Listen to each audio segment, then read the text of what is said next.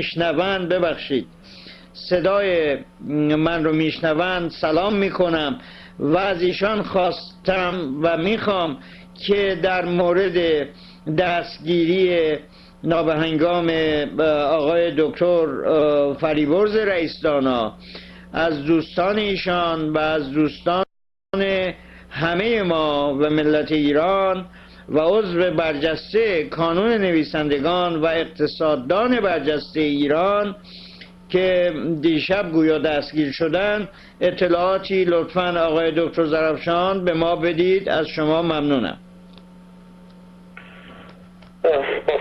سلام خدمت شما. شروع میکنم. بله، آقای دکتر رئیس دانا رو دیشب حدود ساعت 1 یعنی نیمه شب سحر دستگیر کردند و حالا دلایل دستگیری هرچه باشد، اتهامی که به ایشون منتسب کرده اند یا میکنن هرچه که باشد اونا رو کاری نداریم چون اطلاع موثق و مستندی ازش نداریم، ولی این محرزه که دستگیری شبانه خلاف قانونه، جلب و دستگیری علل اصول باید روز صورت بگیره و مستثنیاتی داره که اونا هیچ کدومش نمیخوره به یک کسی مثل دکتر رئیس دانا، یک فعال اجتماعی.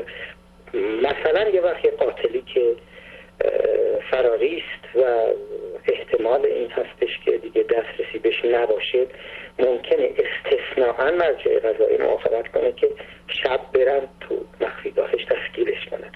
اما برای یه آدمی که زندگی علنی و آدرس روشن و محل کار و محل زندگی روشن داره، دستگیری شبانه تا همینجاش خب حرف داره، قابل بحث از لحاظ قانونی.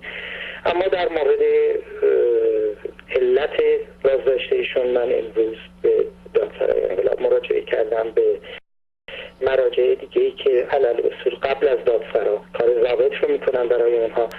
هر جایی مراجعه کردم هنوز به نتیجه نرسیدم و البته فردا صبح هم دنبال خواهم کرد تا ببینم که اگر پرونده‌ای هست در کدام شعبه هست، با کی باید صحبت کرد، دستور بازداشت رو کدام مرجع قضایی داده و چه باید بکنیم. اجالتا من هیچ چیز مستندی، هیچ اطلاع مستندی جز این که ایشون رو حدود ساعت 1 شب دستگیر کردند نمیتونم خدمتتون بدم تا این پیگیری ها به یه نتیجه برسه، یه خورده موثق‌تر و مستندتر بتونیم در خدمتتون باشیم. خیلی ممنونم آقای دکتر. آقای دکتر رئیس دانا رو همه میشناسن، نیازی واقعا به صحبت در مورد ایشان نیست، ولی آیا میتونم از شما بپرسم که اخیراً ایشان چه صحبت‌هایی یا چه نوشته‌هایی، مقاله‌هایی داشتند که شاید از این طریق بتونیم حدس بزنیم که چرا ایشان رو دستگیر کردن؟ بله، عرض کنم خدمتتون، من مسئله ایست که خودم در طول امروز دائم بهش فکر می‌کردم. آنچه که اخیراً میتوان حدس زد، یکی شرکت ایشون در مراسم سالگرد قتل زنده یادان مختاری پوینده بوده، همراه بنده و دیگر دوستان کانون که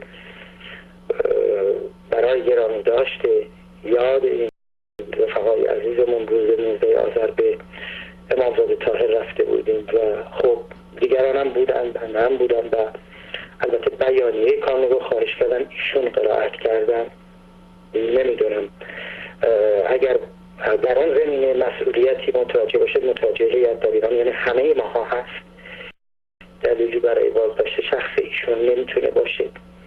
و دیگر مصاحبه است که دیشب ایشون در زمینه طرح تعدیل ساختاری و حذف یارانه ها ظاهرا با BBC داشته است که بعضی از دوستان حدس میزنند که این مصاحبه دلیلش باشه. البته از لحاظ قانونی بین عملی که ممکنه ضابطین جرم تلقی کنند و تشریفاتی که باید طی بکنند تا منجر به صدور دستور بازداشت بشه از یه مرجع قضایی، حتی تشریفات کاغذی و اداری هم چیزی نیست که ظرف 1-2 ساعت شب مصاحبه کرده. فرض کنیم این مصاحبه متضمن مسائلی بوده، در برگیرنده مسائلی بوده که اونها رو بشه عنوان جزایی بشته، دیگه از این بالاتر که نیست. در اون صورت شب، اون ساعت شب ظرف 1-2 ساعت شبانه کدام مرجعی را باید دستور بازداشت صادر کرده؟ این چیزیست که برای خود من سوال. از لحاظ محتوایی هم خب بحث طرح و تعدیل ساختاری بحث تازه نیست، چیز نشناخته ای تو دنیا نیست. من سال گذشته تو جلسات متعدد در خدمتتون سعی کردم جنبه های مختلف اینو باز کنم. 25-6 تا کشور دنیا این طرح اجرا شده. یک تعداد زیادی از اقتصاددانان برجسته دنیا، اقتصاددان برجسته که تو تصمیم گیری این مملکت ما نمیدونم ذره‌ای از دانش، از اشراف اونها رو برای کسی رو نداریم که تو ابتدای این راه باشه.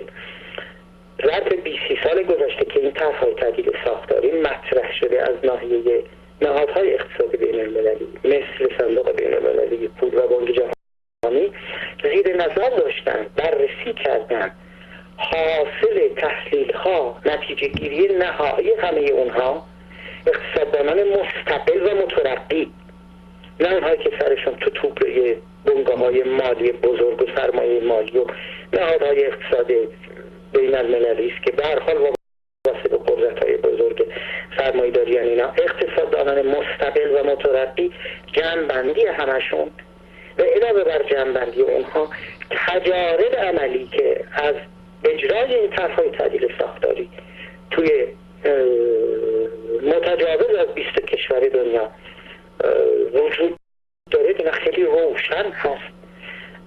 این طرح‌های تعدیل ساختاری نتیجهش اون چیزی که اینجا انتظار دارند، شعار میدن، تصور میکنن یا ادعا میکنن، نتیجهش ریشه کن کردن فقر، نتیجهش از بین بردن تورم، نتیجهش نمیدونم ترفیع لایه‌های پایین جامعه نیست. درست به عکس این طرح‌هایی است که با حساب و کتاب روشنی از ناحیه اون نهادها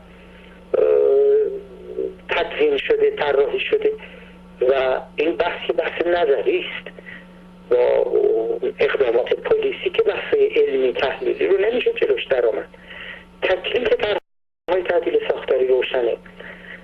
این هدف‌هایی که اعلام میشه هدف‌های بسیار قابل ستایشی است، ریشه کردن فقر، از بین بردن تورم، ولی کجای دنیا طرح‌های تعدیل ساختاری به همچین نتایجی منجر شده؟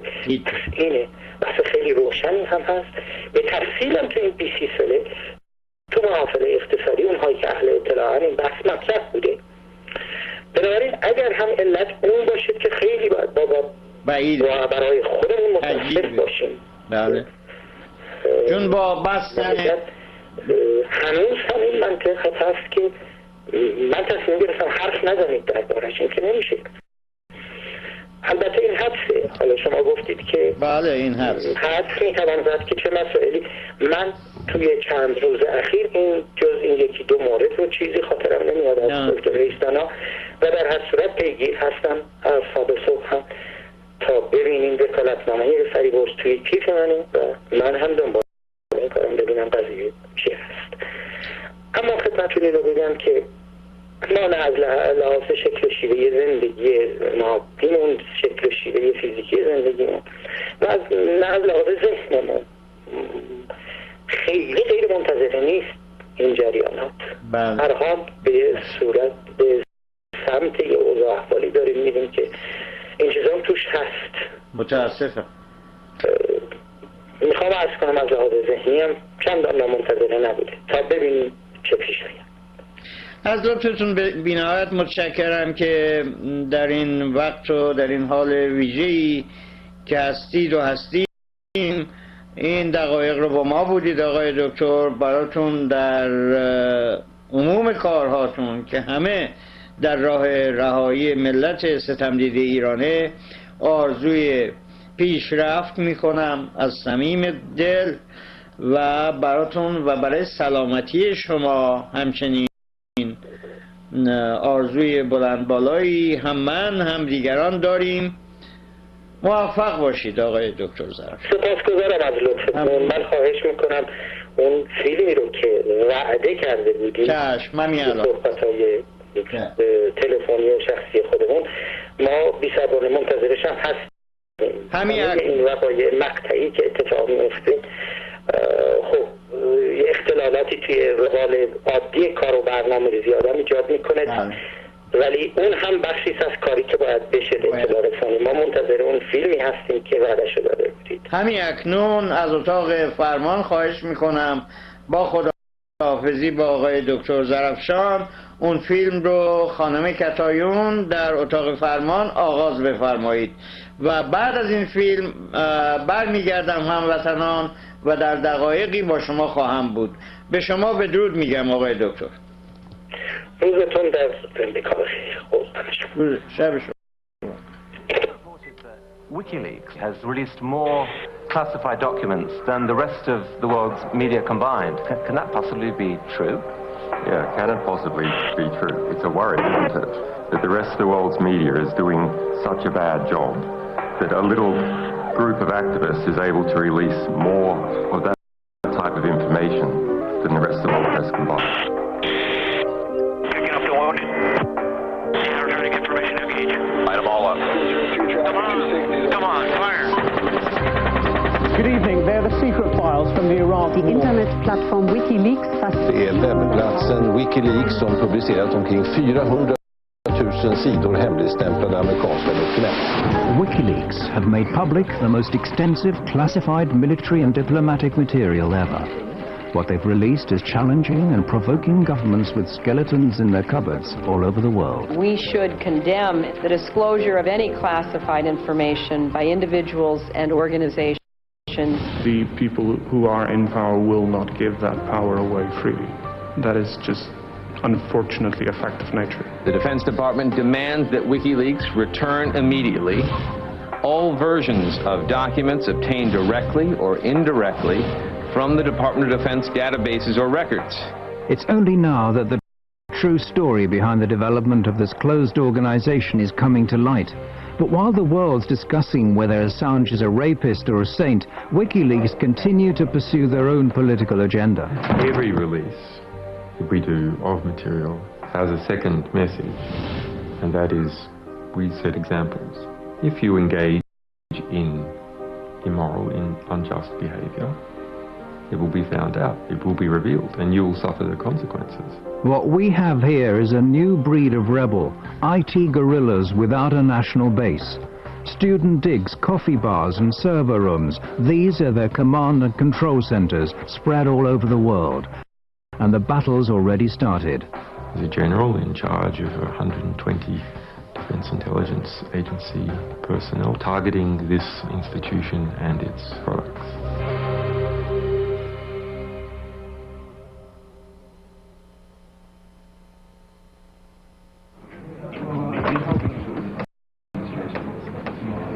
WikiLeaks have become a global force to be reckoned with in record time. It may not be easy to grasp at first, but the release of classified information is just a small step in a long-term political and ideological battle.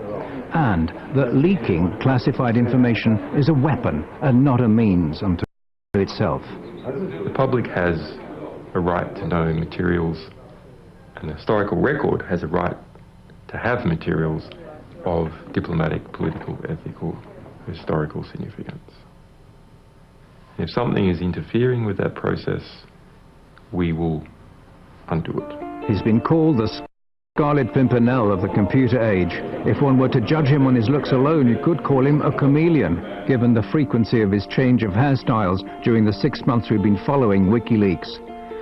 But if you look under the surface, you'll soon discover that Julian Assange has been revolting against the powers that be for a long time. As a teenager in Australia, he called himself Mendax and got a name for himself as a highly skilled hacker. By the age of 21, he found himself in court pleading guilty to some 20 different charges of hacking. Yeah, I mean, we had a back door in the US Military Security Coordination Center. This is the peak security controlling the security of Milnet, the US military internet. We had total control over this for 2 years. The US space agency NASA is one of the victims of the Melbourne computer hacking syndicate.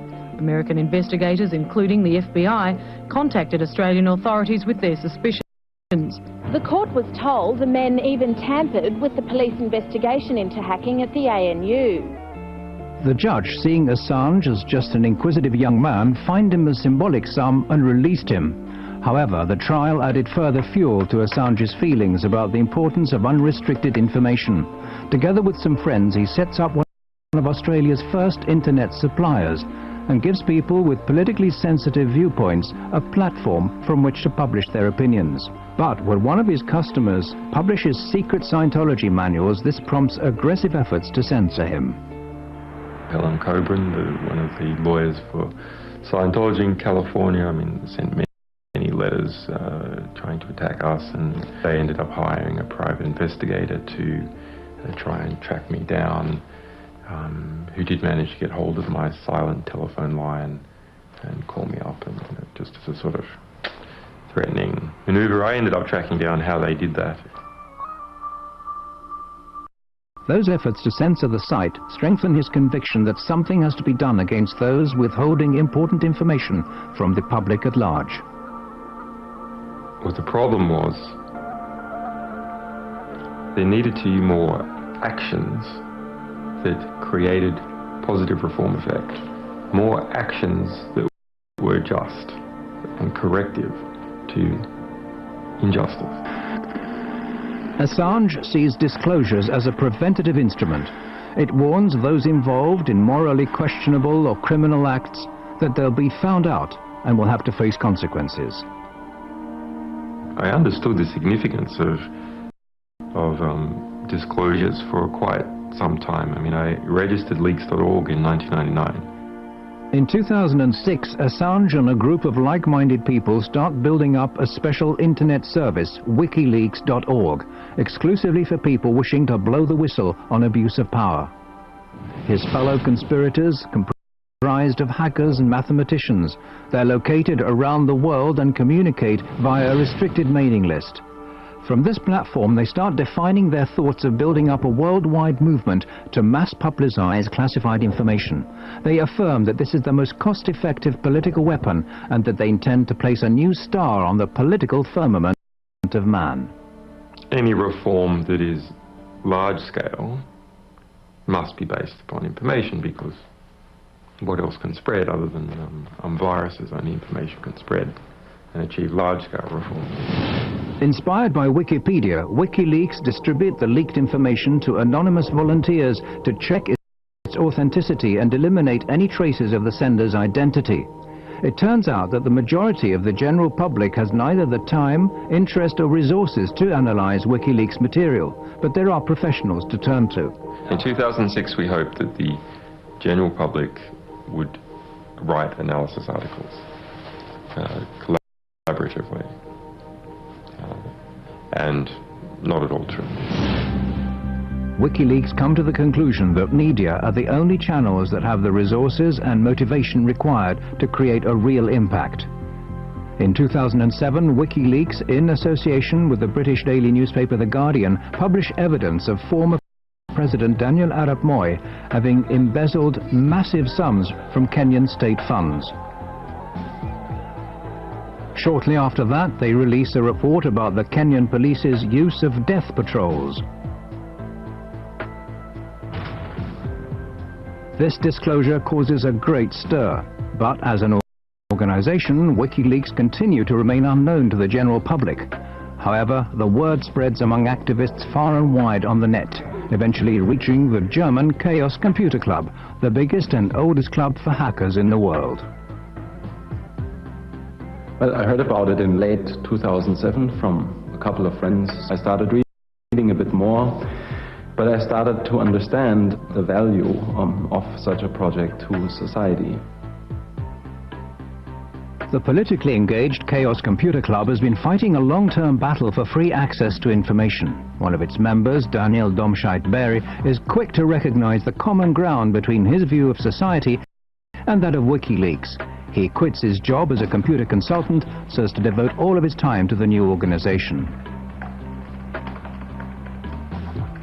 The question is the attitude. What attitude do you have to society? Do you look at what there is and you accept that as God-given? Or do you see society as something where you identify a problem and then you find a creative solution for that problem? So it is a matter of, are you a spectator or are you actively participating in society? The Computer Club has put the skills of some of the sharpest hacking talents in the world at WikiLeaks' disposal. What's needed now is a physical haven. Hackers linked to the Swedish file-sharing site Pirate Bay have what they need: considerable technical skills in a place where freedom of speech is unusually free. A lot of the countries in today's world do not have really strong laws for the media anymore. But a few countries, like for instance Belgium, also the United States with the First Amendment, and especially, for example, Sweden, have very strong laws protecting the media and the work of investigative or general journalists. So from our perspective, this is something, if there are any Swedes here, you have to make sure that your country is really one of the strongholds of freedom of information. Sweden has a enviable, although far from perfect, record in protecting publications. It has a practical record within the past few years of protecting internet publications against censorship. And it's precisely Sweden's unique freedom of speech law that prompts WikiLeaks to locate their main site in this unpretentious basement in one of Stockholm's inner suburbs. Det började med en tunneltjänst, att de skulle tunnla trafik här igenom för att kunna kringgå vissa IP-bandningar och sånt som har skett i andra länder där som inte gillar WikiLeaks. Men senare så valde de att ställa även en maskin här där de publicerar materialet ifrån. PRQ offer their customers total secrecy. Their systems prevent anyone from eavesdropping either WikiLeaks chat pages or finding out who sent what to who. Vi erbjuder dels anonymitetstjänster, så kallade VPN-tunnlar. Där en klient från utsidan ansluter till våra maskiner som sen laddar ner den informationen de vill ha. Så om någon försöker spåra dem ifrån slutstationen så att säga, där informationen kommer ifrån, så kommer de bara komma till våra maskiner. Och härifrån så lämnar inte vi ut några uppgifter om vem som hade det IP-numret vid det här tillfället. PRQ have a track record of being the hardest ISP you can find in the world. There's just no one else that bothers less about lawyers harassing them about content they are hosting. And it's just the attitude that, let's say, works very well with what WikiLeaks was set out to do. Här är vår serverhall. One reason why WikiLeaks need PRQ is that their operations are protected by Sweden's strict freedom of expression laws.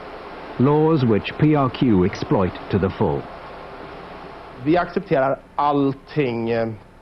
allting som faller under, som är lagligt enligt svensk lag.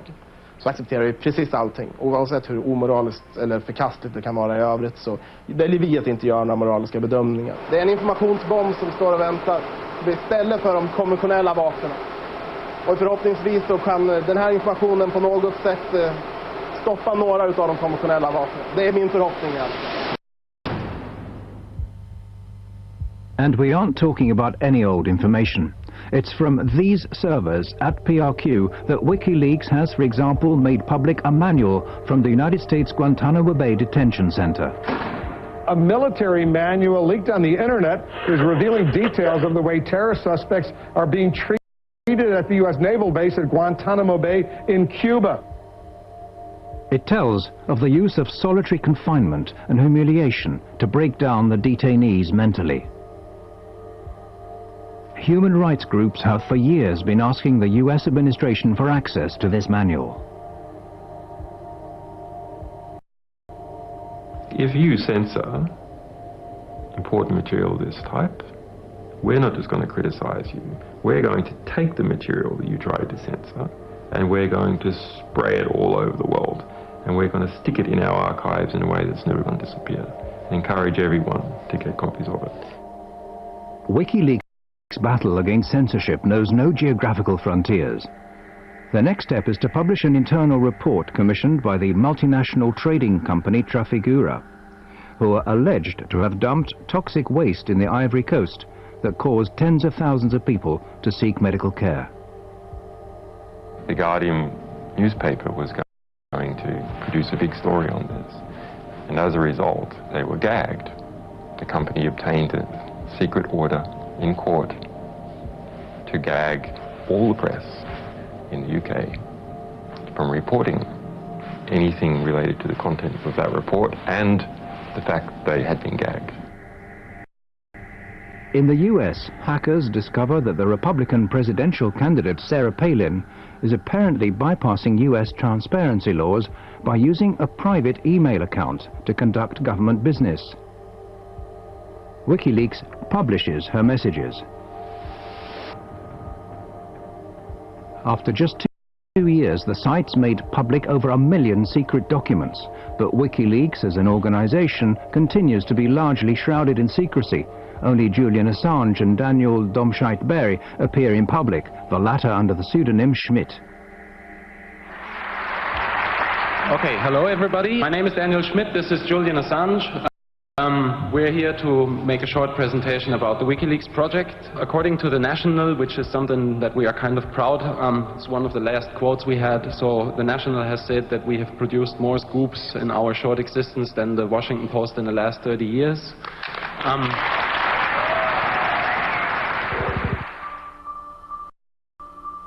Their publication activities soon lead to counterattacks. When WikiLeaks release lists of censored websites, Internet service providers in a number of countries, including Thailand, China and Iran, shut them down. The more sensitive the material they publish, the more often WikiLeaks become the object of lawsuits and threats. WikiLeaks now attracts the attention of the US intelligence, who, in a classified report, claim that the site is a threat to national security and suggest ways of shutting it down. Priority is put on finding the individuals leaking the information. The US intelligence, however, only managed to keep the report secret a short while before it's leaked to WikiLeaks. It now becomes obvious that WikiLeaks need to find more and safer havens from which they can publish their information. A sequence of events now starts on an island in the middle of the North Atlantic, which, while it leads to more censorship efforts, will also create new opportunities for WikiLeaks.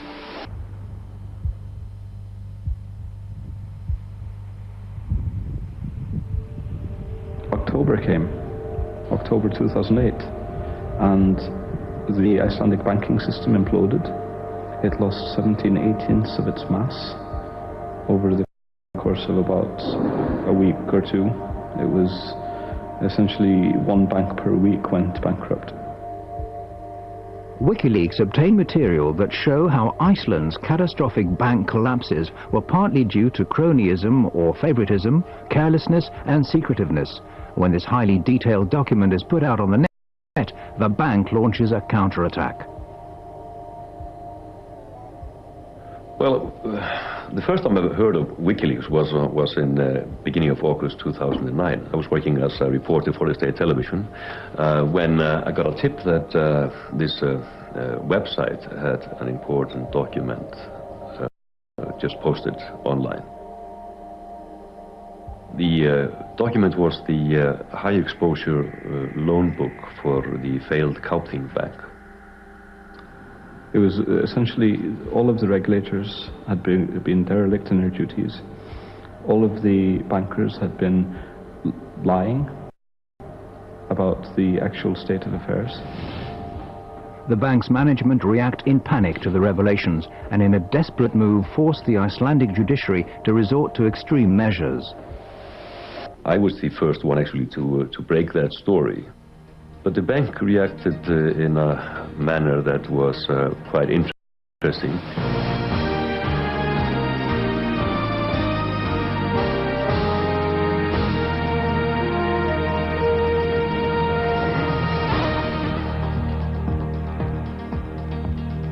Gott kvöld, nú hefjast fréttir laugardaginn 1. ágúst, samt ekki allar þær fréttir sem ætlum að segja ykkur. Því They got a gag order on the state television, actually the first and only one in the history of the Icelandic state television news department. Allir geta nálgast þau á vefsíðunni wikileaks.org, wikileaks.org. The leak lays bare the disastrous effects of the cronyism inherent in Iceland. We had failed as a country because we had not been sharing the information that we needed. We were in the middle of an information famine. That sort of eventually led to this just, let's get the WikiLeaks people here, and then when they were here, we just went, okay, is there anything you want us to do? And obviously there was. Welcome to this program. Thank you. Yes, you mentioned to me the dream that we in Iceland we should become a vanguard of publishing freedom.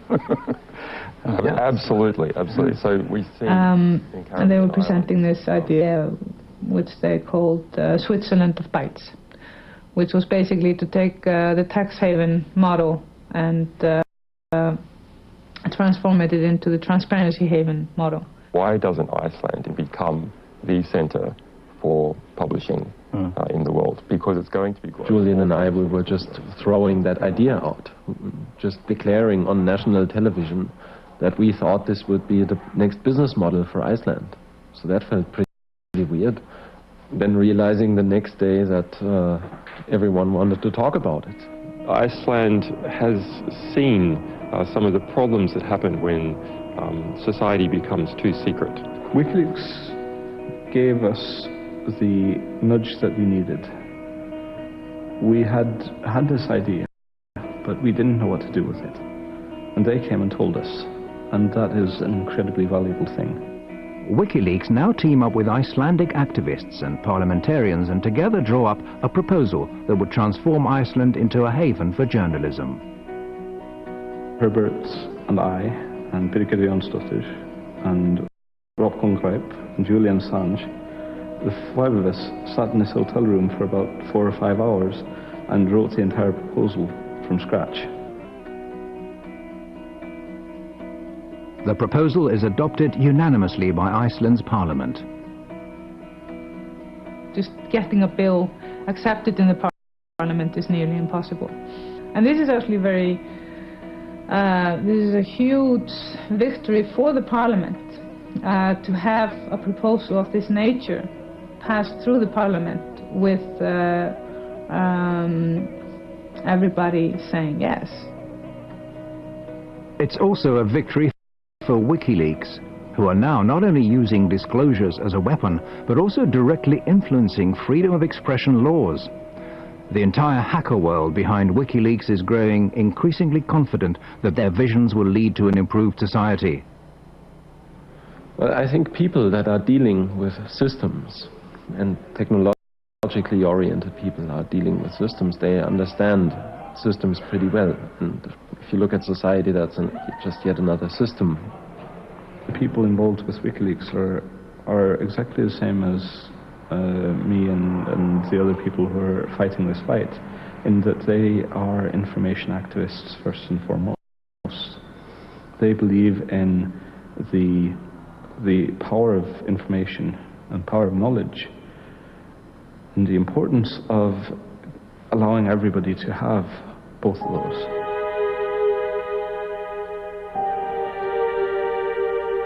Perhaps it's similar convictions that prompt a young former American hacker to make one of the most crucial decisions of his life. Bradley Manning, serving as an intelligence analyst with the US Army in Iraq early 2010, has, just like millions of other Americans in the military or civil service, access to a massive database of classified information. He discovers indications of crime and corruption and tells another hacker, Adrian Lamo, about it.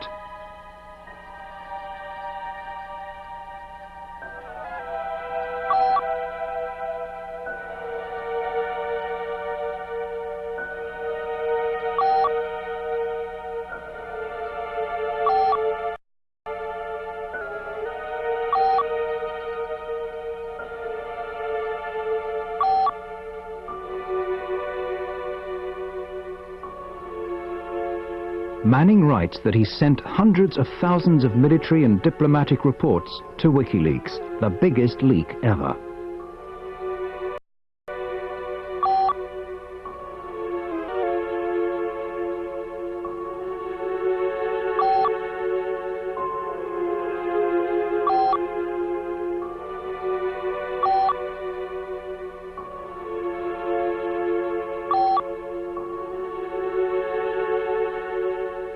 Manning puts his faith in WikiLeaks. However, Lamo reports their chat to the military. Manning now risks a 52-year jail sentence. Many of the facts are still unclear. One thing is certain. At this point in time, WikiLeaks receive documents with the same material that Manning is charged of having leaked. We make a commitment to our sources that we will represent their material to the public to the best of our ability and achieve maximum political impact for the risks that they take. WikiLeaks are in possession of explosive material, too big in fact for them to handle alone. Assange decides to stake all of his resources in one move. We were sitting at a cafe in Reykjavik and he basically just flipped over his laptop and told me, well, you gotta see something very interesting. I was quite shocked. This was something that I recognized instantly as extremely important and strong material. This is what the crew of an American attack helicopter see while out on patrol in Baghdad. See all those people standing down there? There's a group of men on the street below. Two of them work for the international news agency Reuters. The driver, Saeed Shma, and the cameraman, Namir Noor Eldin. What annoys me the most is when people abuse their power and harm innocents, and they didn't actually need to do it. Hotel 26, Crazy Horse 18, have individuals with weapons. 4 radio. Request permission to engage. Roger that. We have no personnel east of our position. For me, personally, somebody that had spent so much effort into try to stop this war, that at least if this would be shown to people, that it might give people enough motivation to try to stop the next one. All right, we'll be engaging. Roger, go ahead. I can't get them now because they're behind that building. What shocked me with the video was the how the high resolution, the quality of it, the excessive use of force to shoot people with hollow 30mm bullets that are designed to penetrate armored vehicles and tanks, basically shot to pieces. Let me know when you have it. We'll shoot. Light them all up. Come on, fire. Hey, Roger.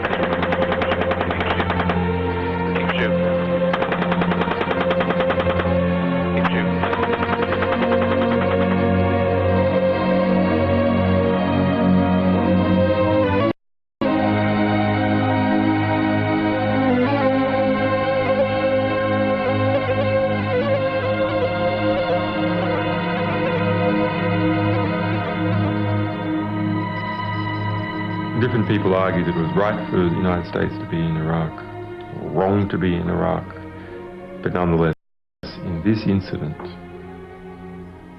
even if you argue that it was right for the United States to be in Iraq, even if it was right for them to be in that suburb at that time with a helicopter overlooking this wounded man crawling the street, it was not helpful for the United States for that wounded crawling man to be shot.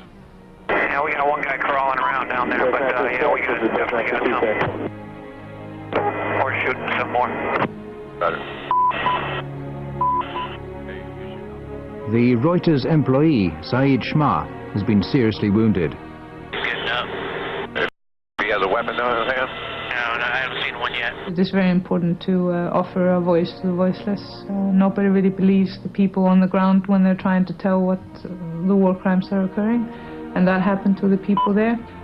So I offered to help with this in any which way possible.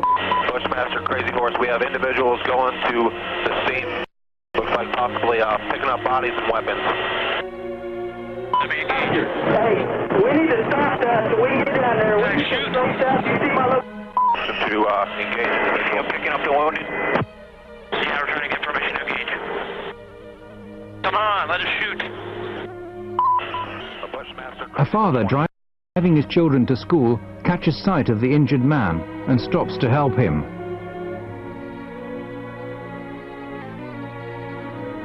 It's Bushmaster 7, go ahead. Roger, we have a black SUV or bongo truck picking up the bodies. Request permission to engage. Bushmaster 7, Roger. This is Bushmaster 7, Roger, engage. 1-8, engage. Clear. Come on. Clear. Clear. We're engaged. Why do it? Well, there's two reasons. One, because it's fun to kill people. If you've been in that environment, removed from all the effects of killing people for a long time. It's a video game, you want to get a high score. The other is they brag after a kill streak about how many people they killed. They go back to base and go, hey, killed 13 today. Oh yeah, look at that, right through the windshield. Alright, there was 4 to 5 individuals in that truck, so I'm counting about 12 to 15. Oh yeah, look at those dead bastards. 2-6, Crazy Horse 1-8. When the ground troops arrive, they see that there are children in the car. Oh, it's their fault for bringing their kids to a battle. That's right. After viewing the video hundreds of times, it became almost an obsession to get the identity of the people there. We knew the identity of Namir Nureddin and Said Sma, the Reuters employees. But for me it was important to establish the identity of the other people there, especially the children in the minivan. We decided that it was worthwhile to go there and interview them. It turns out that the children survived the attack. Herr Affenson flies to Baghdad in search of more facts.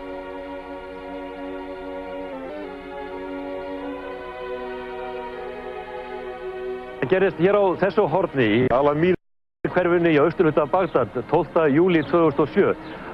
He traces the whereabouts of the children and shows the helicopter film to the victim's family. يعني يشيل أطفال بالسيارة يعني مسلح هذا ويشيل عائلة ويعني ينزل يشوفه يفتح الباب غير هو كاميرات عنده الطيارة وهذا غير يشوف يعني مشاعره. I think we could fairly establish fairly well from a journalistic point of view that the reason why the minivan was there was basically a coincidence that the driver stumbled up on the scene.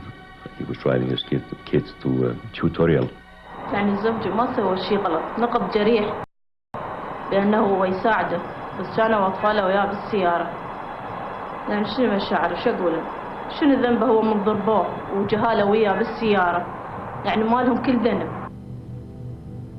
On the 5th of April 2010, WikiLeaks publishes the collateral murder film. The impact is no less than extraordinary.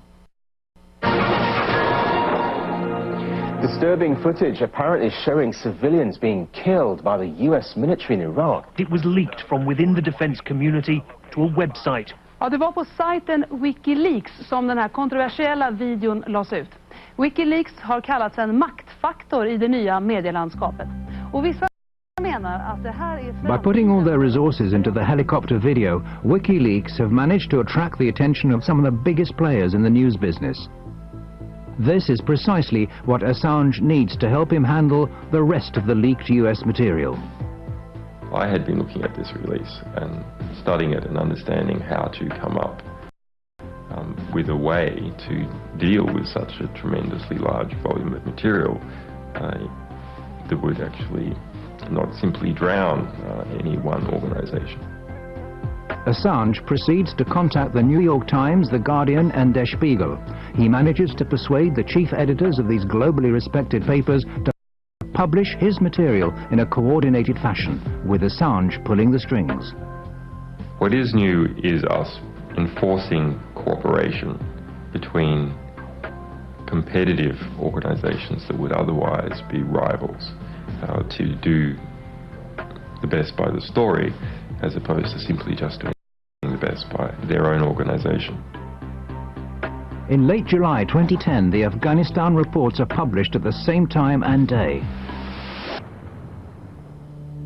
En av militärhistoriens största informationsläckor väcker starka reaktioner. Well, one of the biggest leaks in US military history has exposed several cover-ups over the war in Afghanistan. The real story of this material is that it's war. It's one damn thing after another.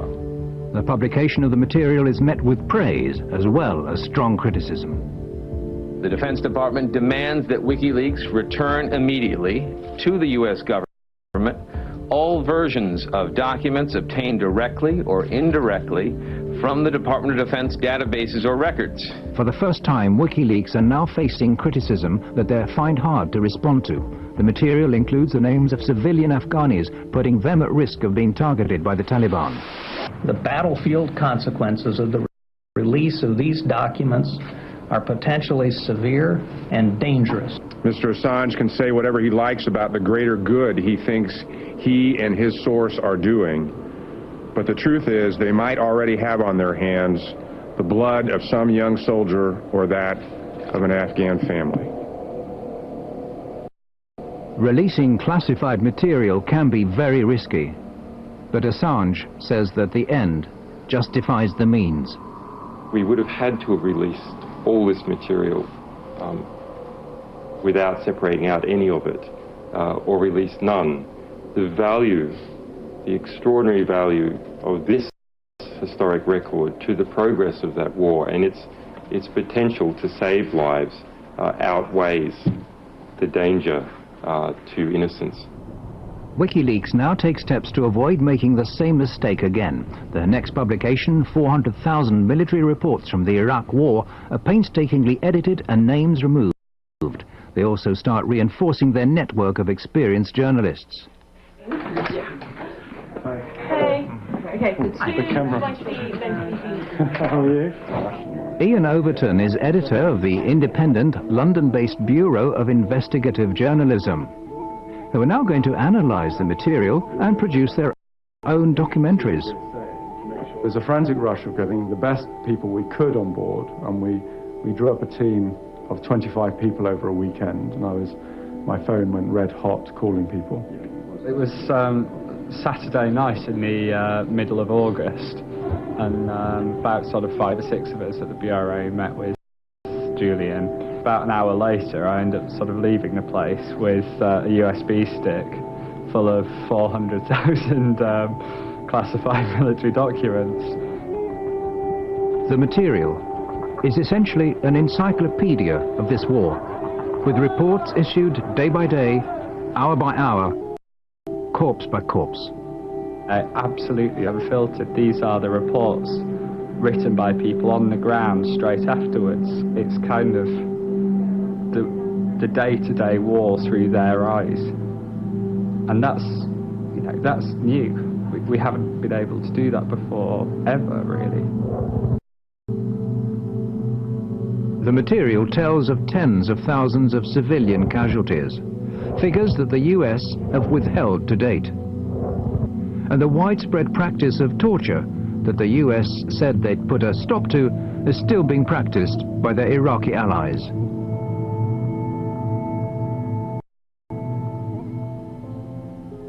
I think there are stories that cause you, to be filled with grief. Some are incredibly harrowing. I mean, you do have children tortured to death or shot in front of parents, and it's not material you can read and not be affected by. When I was reading the reports, You read a young American soldier writing in a very, very bureaucratic, anodyne, sterile way about a father who's driving his children to back home, and he's going too fast, and they open fire at the car. And the father, fearing that his children will be hit, calls all his children to lie on the floor. All of the children are killed, 3 children. And the way it's written up is, it's called an escalation of force. You know. It's not an escalation of force, it's a killing. It's, you know, it's horrific.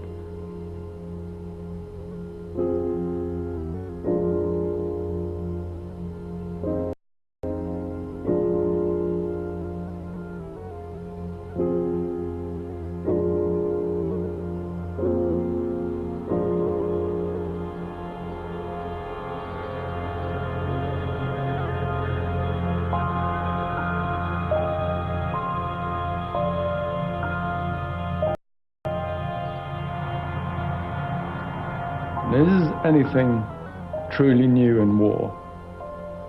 War is hell. Awful things happen. And what these logs tell us is that war is hell. They don't hide from the truth.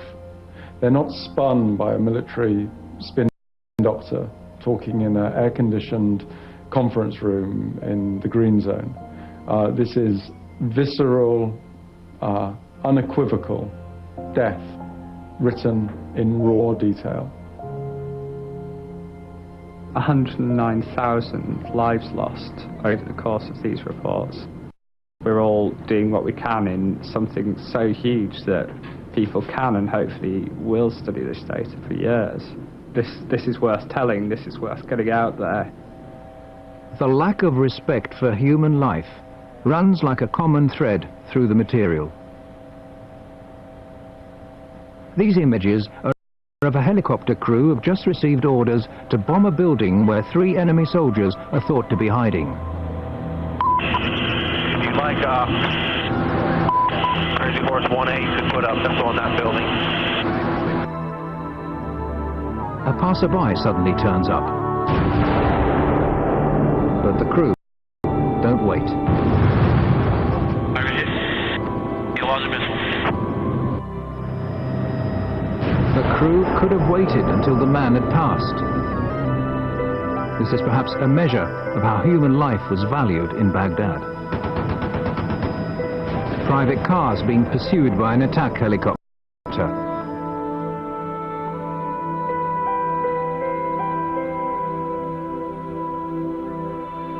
The driver gets out of the car and holds his arms up in a gesture of surrender.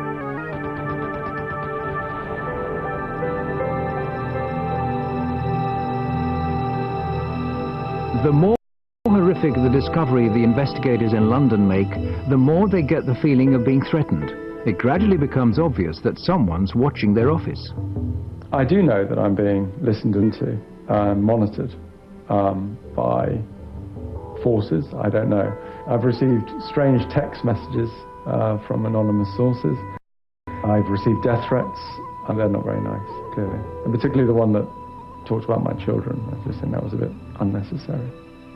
There's op-eds in the Washington Post saying that our personnel should be kidnapped from Europe. Our sources, one alleged source, executed. Similar statements by right-wing members of the US Congress.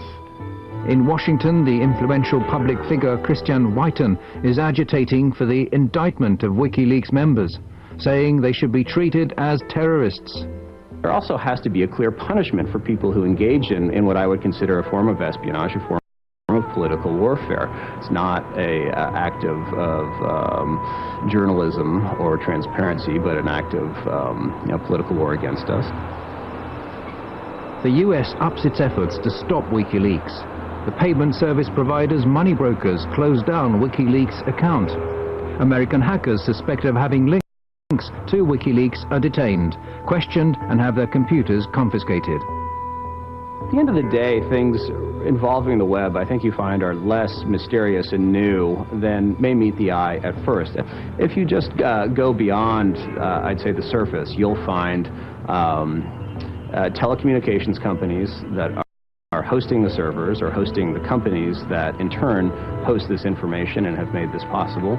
You'll find banks that provide banking services to these people. You'll find landlords who provide rent to the individuals involved. So to that extent, I'm pretty sure you can peel back the onion and find exactly what this organization is, where it conducts its activities, and which jurisdiction it's subject to most directly. However, the stronger the attacks, the greater the support WikiLeaks receive. Julian Assange has been without a fixed address for several years, but wherever he lands, activists are on hand to offer him a place to sleep and their services free of charge.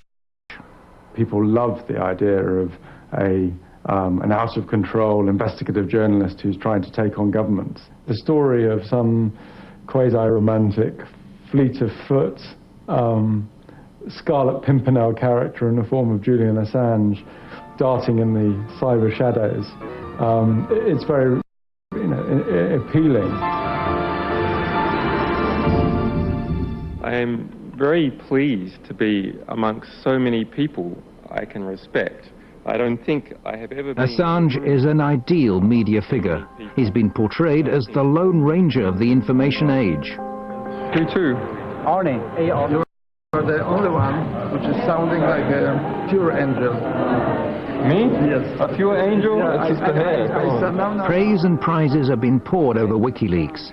Time magazine has included Assange on a shortlist for the world's most influential man. You should remember Solzhenitsyn's words that in the right moment, one word of truth outweighs the world. But all is not quiet on the WikiLeaks front. Assange is aware that the Iraqi material that's shortly to be released will generate even more anger. In August, he travels to Sweden. He applies for a residence permit to obtain the protection of the world's most extensive freedom of the press law. Kväll, efter dagar av spekulationer så kan rapport nu avslöja att Piratpartiet tar över ansvaret för säkerhet och drift av sajten WikiLeaks dataservrar. Does this mean that WikiLeaks is becoming even more Swedish? I hope so. To start with, everything goes well. Julian Assange is welcomed with open arms. He's invited to major political and trade union venues. And there are calls that he should be awarded the Nobel Peace Prize. Julian Assange gör en blixtvisit i Stockholm, och när svenska medier får höra om besöket börjar telefonerna gå varma. Ingen vill missa mannen bakom sidan som gjort fler avslöjanden under sin 3-åriga livstid än vad många nyhetsredaktioner tillsammans lyckats med under årtionden. A couple of days later, the picture changes dramatically.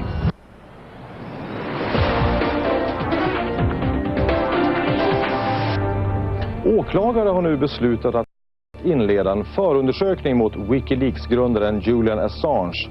WikiLeaks grundare Julian Assange förhördes igår kväll. Swedish authorities have issued an arrest warrant for WikiLeaks founder Julian Assange. He's accused of rape and molestation.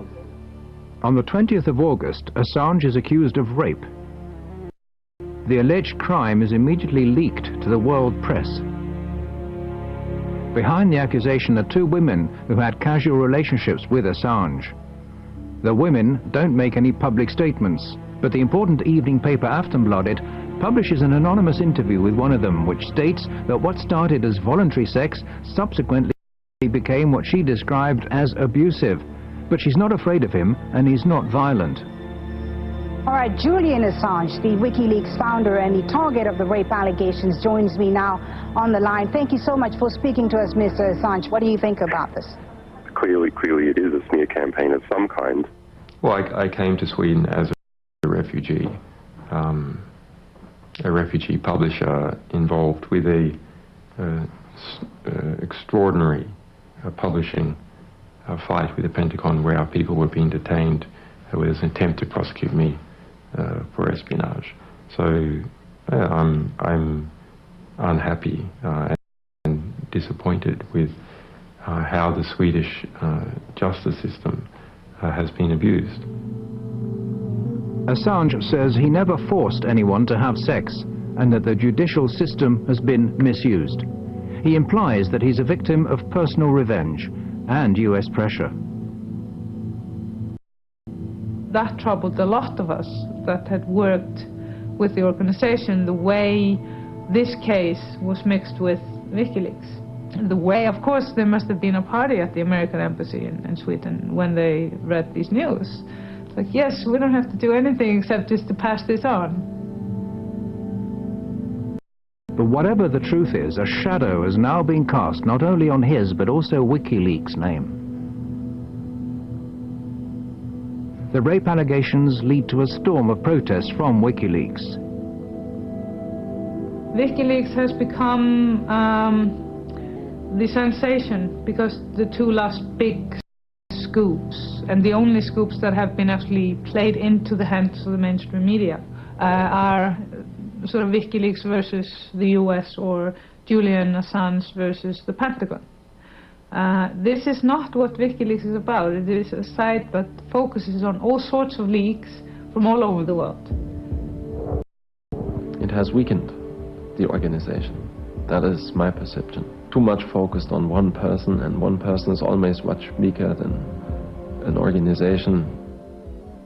The difference of opinion began when Assange decided to put all of WikiLeaks' resources into the giant American disclosures, and it's now grown into a serious source of discontent regarding how the organization should be run.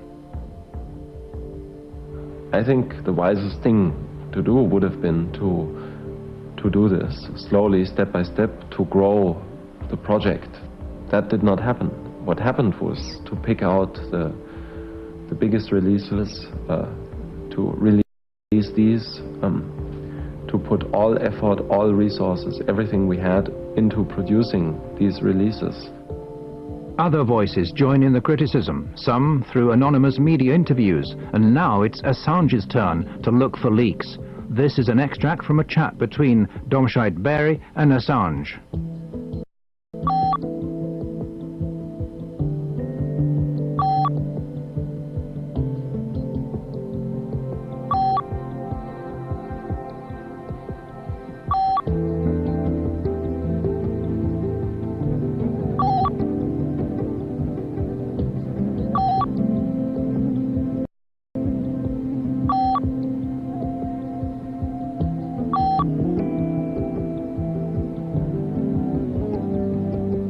Preach transparency to everyone else, you have to be transparent yourself. You have to fulfill the same standards that you expect from others, and I think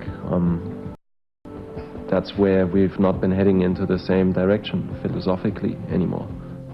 The argument ends with Daniel and several others quitting WikiLeaks. Eventually this ended with me arguing with Julian about basically his dictatorial behavior, which ended in Julian saying to me that if I had a problem with him, I could just piss off, I quote. Those who quit the organization build up their own site on the quiet, OpenLeaks, to be run without an authoritarian editor and serve purely as an online distribution service, helping people deliver material anonymously to the media. OpenLeaks is a technology project that is aiming to be a service provider for third parties that want to be able to accept material from anonymous sources. Well, I'm inclined not to talk too much about the people, the few people that have decided that their interest is not with the WikiLeaks anymore. But what I hear is that some of the people are, contemplating to open up their own website with the same ideal as WikiLeaks, and I think that's an excellent idea, and I wish them well. I think it's the more the better. WikiLeaks continues to pursue its set strategy, which leads to massive media reaction when the next part of the material is published. I can't think of any case where a satellite news channel, the BBC Radio World Service, terrestrial channels and broadcasters and the internet are all going to go at the same time on the story. This disclosure is about the truth. They're the secret files from the Iraq war. Internetplattform WikiLeaks. Det är webbplatsen WikiLeaks som publicerat omkring 400 000 sidor hemligstämplade amerikanska dokument. So let me just say, with regards to the allegations of not intervening when coming across detainee abuse, not true. The Iraq leak hits the headlines around the world. Thanks to Assange's strategy, the leak has a huge impact and greatly boosts WikiLeaks' resources. Now, 40 volunteers are brought in to work more or less full-time for the organization, with another 800 people available for specific tasks. WikiLeaks are well into planning the release of future disclosures. But first, there's still the final part of the US material to be released. For this latest release, we have chosen a different methodology. We have tried to pull it out over time, rather than having it all go out in one hit.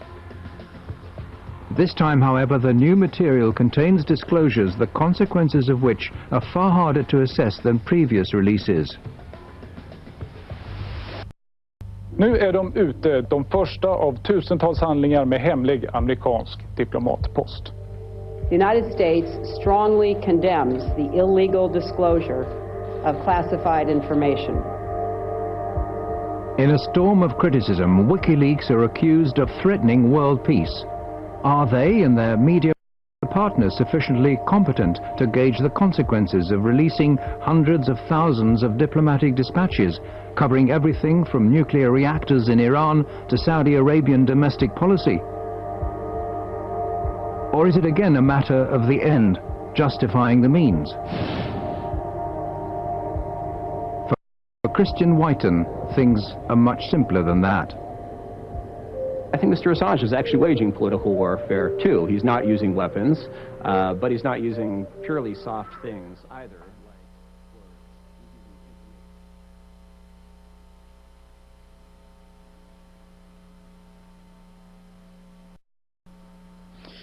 خب همیهنان گرامی ملاحظه کردید فیلم رو من این مسئولیت رو به عهده میگیرم در برابر دوستانی که شک دارن در مورد این آقای آسانژ. واقعا من دیگه 99.999%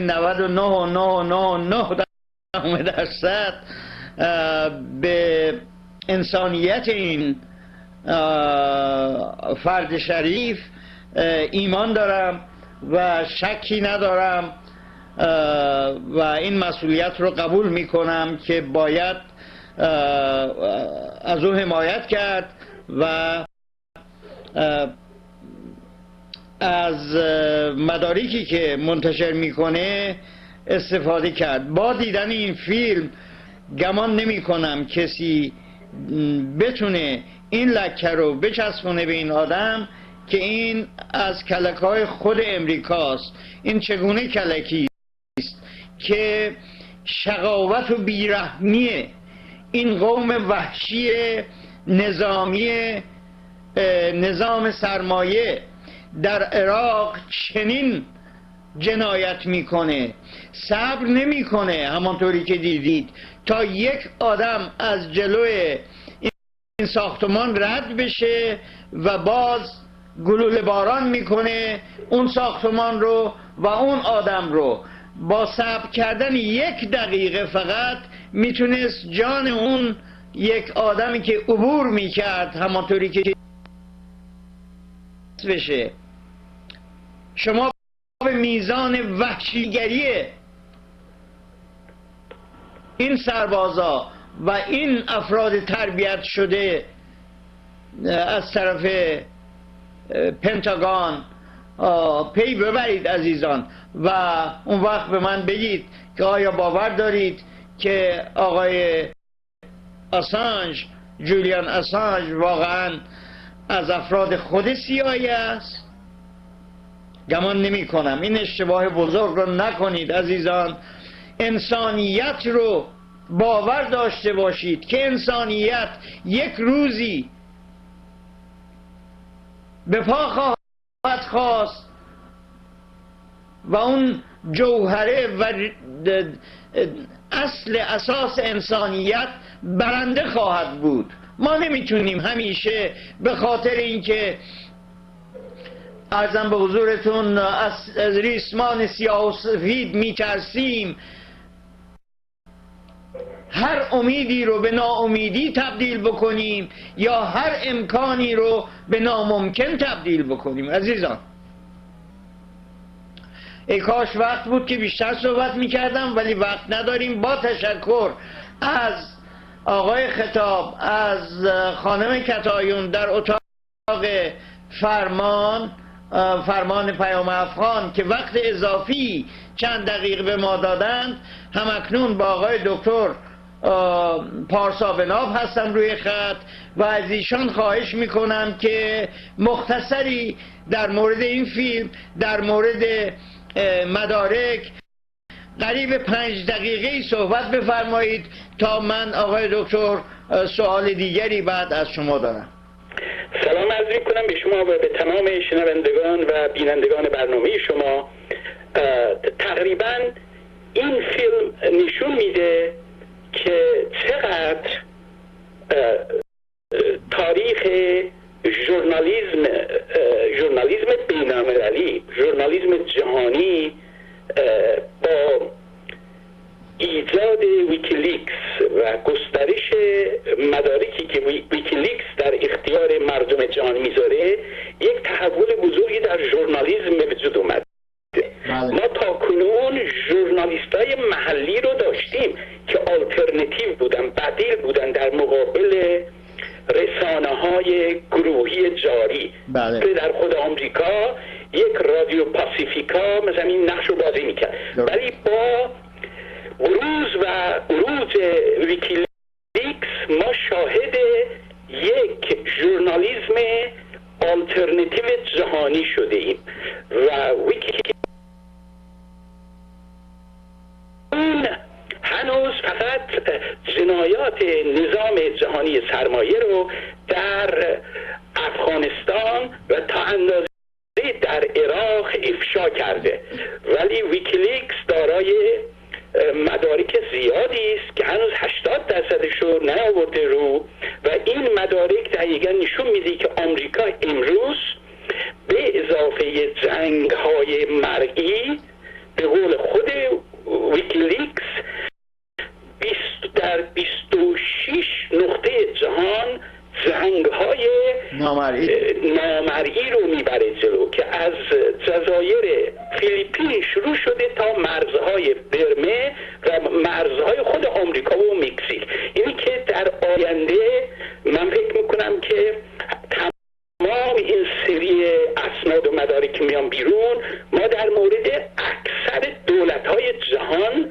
از ایران و مصر گرفته تا مکزیک و پرو و کلمبیا ما خواهیم دید که این دولت‌ها چقدر در فساد مالی و فساد سیاسی فرو رفتند، چقدر به مردمان خودشون و به مردمان کشورهای همجوار ظلم و ستم روا می‌دارند. بله آقای دکتر، ما قریب شاید 6 دقیقه تا 8 دقیقه دیگه کلن وقت داریم، لذا از نظر اینکه به مطالب آخرین مطالب منتشر شده است توی آسانژ یا سایت ویکیلیکس بپردازیم در رابطه با ایران، من از شما خواهش میکنم در مورد 2 مسئله که بر روی سایت چه باید کرد در بخش مقاله های انگلیسی وجود داره. یکی مقاله شماره 54 بخش انگلیسی که در مورد بی پی و کاری که در خلیج کاری که در دریای خزر مشابه و شاید بزرگتر از آنچه که در خلیج مکزیک انجام داد صحبت بفرمایید آقای دکتر. و دومی در مورد مقاله شماره 56 بخش انگلیسی که همکنون روی سایت میبینن عزیزان خواهند دید در مورد معامله شوران، در حالی که به قول امریکا تحریم های شداد و غلاظی رو اعمال داره میکنه، شرکت شفران چه معاملاتی رو با دولت ایران و احمدی نژاد شروع کرده؟ بله، خیلی هر دو مطلب جالبن، هم در ارتباط با بحر خزر و هم در ارتباط با کمپانی بزرگ شفران. بله. در مورد بحر خزر مدارک اسنادی که ویکیلیکس تا حالا در اختیار ما گذاشته و بعد از بخشی از تحلیلگران هم روی این فاکت‌ها و آمارها تحلیل‌های خیلی مناسبی دادم بیرون. بر اساس این فاکت‌ها و این آمارها و تحلیل‌ها دقیقا ما می‌بینیم که بریتیش پترولیوم BP جنایاتی رو که در خلیج مکزیک در این 1 سال گذشته انجام داد و این عده زیاد بیشماری از ماهیگران و دیگر کارگران این مناطق خلیج مکزیکو از زندگی و کار کاملا راند و به بیکاری کشوند و به بی‌امنی. در مورد بحر خزر شاید شدیدتر بوده و در مورد کشورهای مثل آذربایجان باکو که در بخش خزر قرار داره چه جنایاتی اونجا علیه مردم انجام شده و چگونه با آلودگی هوا و با تمام این درز کردن گاز طبیعی از یک سو و نفت در سراسر اون منطقه آب خزر رو کاملا آلوده کردن و دوربر آب خزر دیگه ماهیگیری به طور کلی مثل دوربر خلیج مکزیک از بین رفته. و دومین مطلبی که شما البته اینا تمامشون تحلیل میخواد، بررسی‌های فوق‌العاده باید انجام بدیم در مورد تک تک این مسائل، ببیشه در ارتباط با ایران. شما اگر توجه کنید مدارک یکی از 7 قاهران بزرگ کمپانی نفتی در جهانه که اینها عملاً و علناً اعلام کردن که با تحریم میرن جلو، یعنی تحریم دولت آمریکا را اینا قبول کردن ولی در عمل میبینیم که با اجازه همین دولت آمریکا زمانی که تحریم قرار بشه کمپانی شفران با دولت جمهوری اسلامی یک قراردادی بستن برای استخراج نفت یک بخشی از در واقع معادن نفتی ایران و در مرز عراق. یعنی اینجا شما میبینید که اولا شفران روز روشن اومده یک قراردادی بسته که قرار نبود این قرارداد رو ببنده، به خاطر اینکه خود دولت آمریکا رسما و علنا اقلا در ظاهر اعلام تحریم کرده. شفران اینو گذاشته کنار. از طرف دیگه دولت ایران که اینقدر ادعا میکنه که با آمریکا هیچ نوع رابطه‌ای نداره، با یکی از 7 خواهران بزرگ نفتی جهان که شفران باشه و نفت تمام کشورهای آفریقا و خاورمیانه و خلیج مکزیک و همراه با BP اینها به تاراج میکشن، اومدن یک قراردادی بستن که حتی این قرارداد رو به دقت اگر شنوندگان عزیز و بینندگان اینو مطالعه بکنن خواهند دید که بخشی از این معدن نفت در داخل خاک عراق قرار گرفته و اینها از اوضاع آشوب عراق استفاده کردن و در واقع این قرارداد رو با دولت ایران بستن.